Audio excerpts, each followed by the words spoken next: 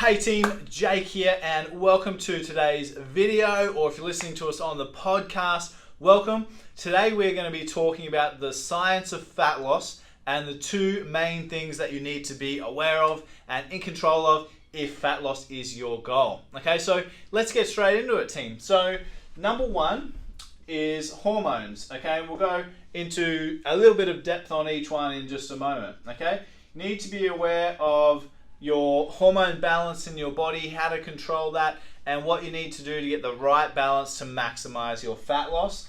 And the second thing you need to be aware of is a thing called energy balance. Okay, really simple. All right, so today I'm going to simplify everything as much as humanly possible, and we want to cover as much stuff as we can in the next 15 to 20 minutes for you. Okay, and you're going to finish this video with an exact 2 or 3 things that you can do that are going to make a massive difference to you. Okay, so everyone will have different priorities, and once I go through everything with you, hopefully you'll be able to figure out which 2 or 3 things are your priority. Okay, so let's start up here with the hormones. There are several hormones that are really important, and there's a few ways on which we can control them. Okay, so the first and most important when it comes to fat loss is a thing called insulin. Okay, so you may have heard of insulin before.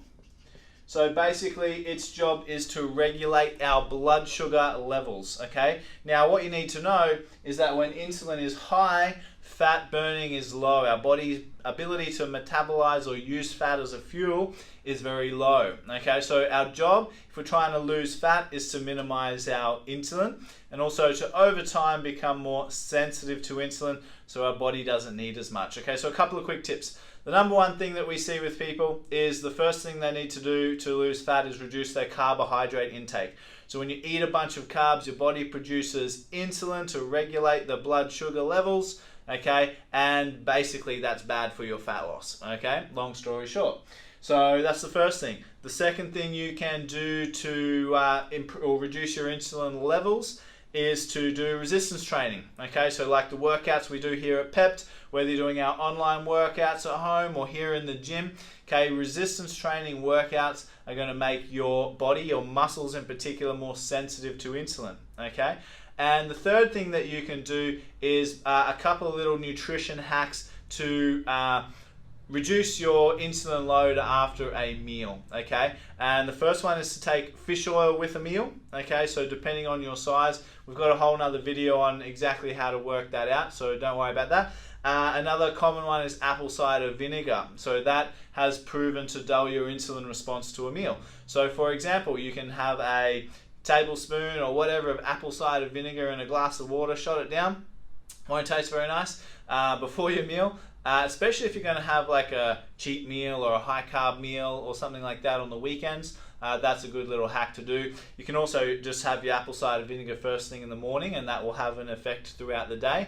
And also these days they have these gummies, apple cider vinegar gummies, which I haven't tried myself, but apparently they're much tastier than the straight stuff.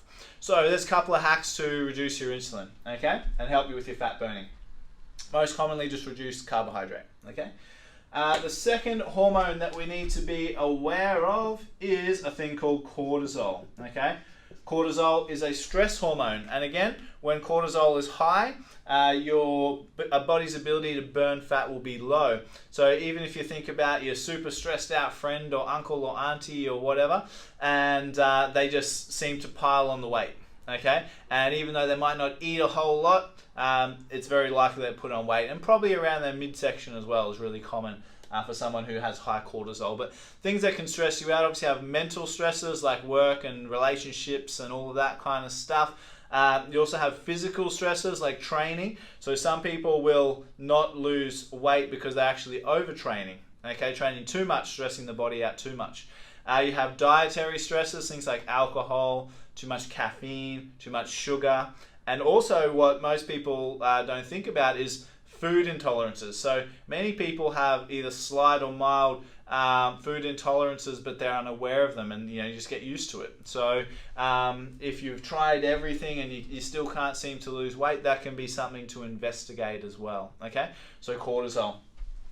All right, and the last two here, I'm not sure if I spelled that right, ghrelin and leptin, okay? So ghrelin is the thing that makes you hungry, so just remember grrr, your tummy's growling, is ghrelin. So when ghrelin is high, we get super hungry and we want to eat everything, okay? So maybe you've experienced that once or twice in your life.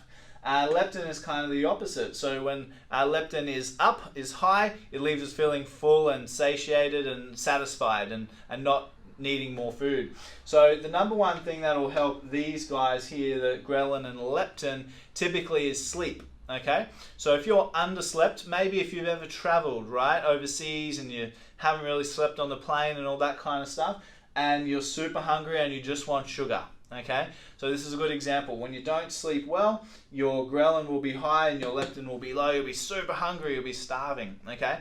So another example is maybe you've been away for holidays for 2 or 3 weeks and you haven't really trained a whole lot, but you've slept heaps and you've had a nice relaxing time.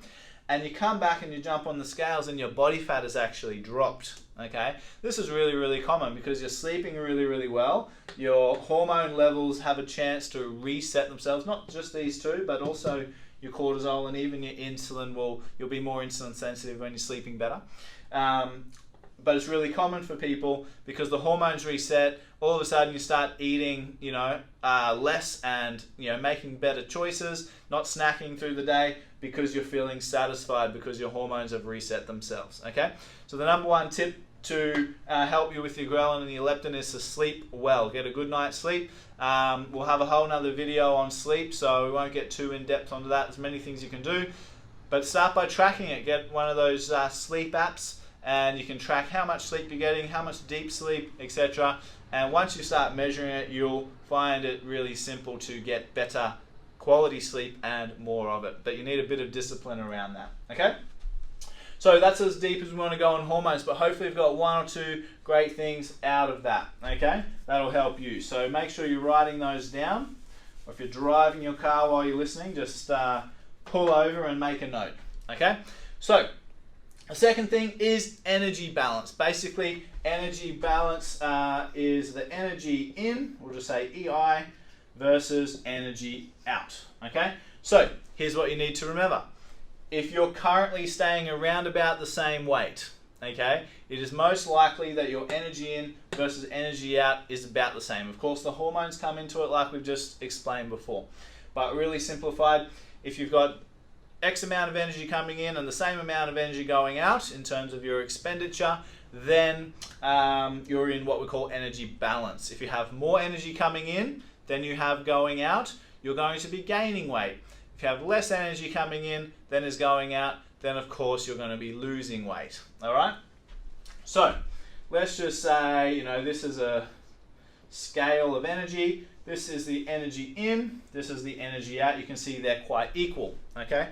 So if we wanted to lose weight in this scenario, we would need to do either one of 2 things or both. We would either need to reduce our energy in, and depending on how quickly you want to do it and how much you've got to lose and how much you're currently bringing in, will normally be you'll drop it down by anywhere between 10 to 30%, okay? And then you've got your energy out, okay, which we can increase, obviously, by exercising is the main part of that, okay? Over time, if you do the right kinds of exercise and build some good lean muscle, your energy out will increase no matter what, right? So basically, the more muscle you have, it's a metabolically active tissue. That means it requires energy just to live, okay? Whereas fat is just an energy store, okay? It's just like fuel in the fuel tank, okay? So hope that makes sense. So over time, this will increase anyway as we exercise well and eat well and gain some lean muscle mass, and that way your energy out or energy expenditure will be up every second of every day, even when you sleep, sitting on the computer, all those kind of things, okay? So the number one thing you need to do if you're interested in losing fat is start tracking it. You need to figure out what your current expenditure and intake is, okay? And the way you do that, we're really lucky these days in that we have all sorts of apps and stuff that we can use. In the old days, it would be a lot of guesswork, okay? Old days meaning not that long ago. when I first started as a PT, it was all hand-based, you know, and then we're kind of guessing, yeah, we're about energy balance, now we need to make some adjustments.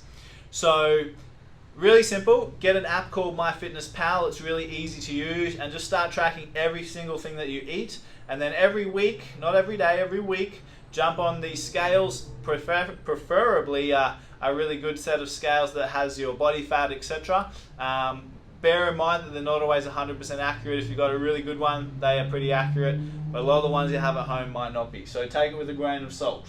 But you're going to measure your weight every week, and you're going to be measuring your energy intake every week as well. So what you'll see is if your weight's about the same, you've got one of two options. You can either increase the expenditure or decrease the intake. Okay, and that will vary depending on the person, your situation, your goals, etc., etc. Okay, so that's where a coach is really, really helpful. So one of our coaches will be able to keep you accountable to actually doing that and making sure that you do it properly, and then making the adjustments that need to be made to your workouts and to your nutrition plan to make sure that you get the results that you want to be getting. Okay, so I hope this makes sense, team. Really, really simple. If we recap, hormones, very important. We've got insulin, cortisol, ghrelin, leptin.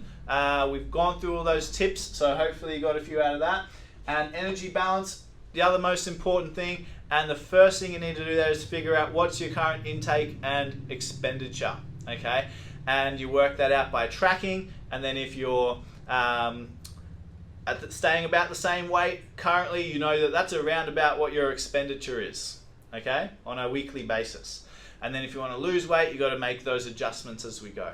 You don't have to track your food for the rest of your life. What you'll find after somewhere between 4 and 12 weeks for most people is you'll get a really, really good understanding of what you can eat, when to eat it, etc., etc., based on your life. So I hope that helps, guys. And any questions, pop them in the comments. Of course, if you want to do our 28-day challenge, we have our free 28-day challenge online. We're going to teach you heaps more stuff about all of this, as well as give you all the workouts that you can perform from home or wherever you are to get amazing results and lose a bunch of fat. Hopefully that's for you. Just click the link, it'll be below this video. Or if you want to work with one of our coaches straight up, then just drop a comment and we'll be in touch. All right?